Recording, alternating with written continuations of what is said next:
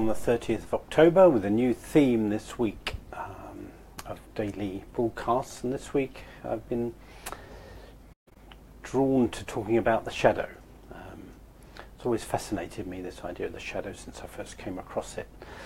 So what is our shadow? My understanding and my experience is that our shadow is kind of what we've disowned about ourselves.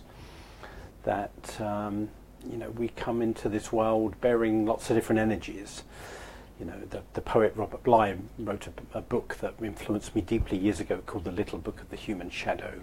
It was talking about Jung and Jungian psychology, and it fascinated me about how we kind of learn as we grow up that certain aspects of ourselves are not acceptable, or we can't hold on to those qualities and kind of survive in the world. So we relegate those qualities to our shadow.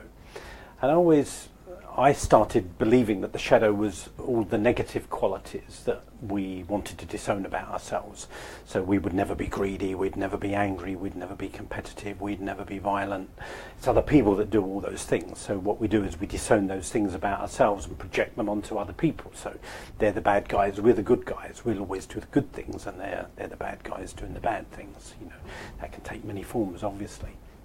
But it was when I realised that we also had a kind of light shadow that it really kind of piqued my interest even more to understand the shadow, because I think what we also do is we disown our kind of best qualities quite often. We disown our creativity, we disown our light, we disown our power, we disown our leadership, all sorts of things about ourselves that are brilliant and wonderful. We disown our gifts.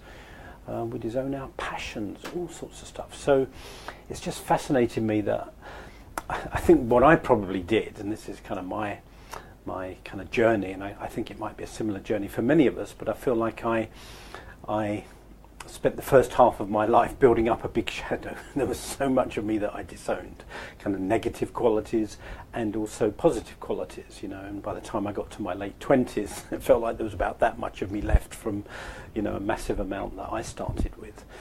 And then I had a kind of, I suppose, an early midlife crisis in my late 20s, early 30s.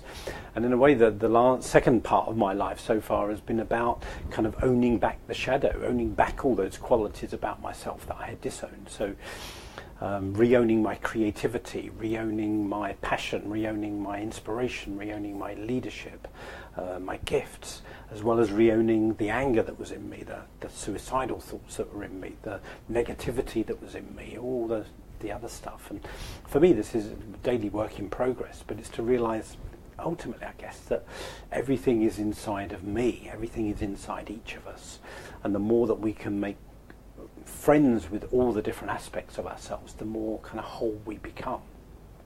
Because obviously what we disown about ourselves doesn't go away, we just kind of suppress it in ourselves and we project it out onto the people around us.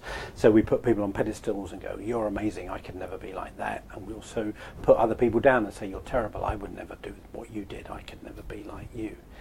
So to me there's incredible power in re-owning the aspects of our shadow, bringing back those qualities and making peace with them within ourselves.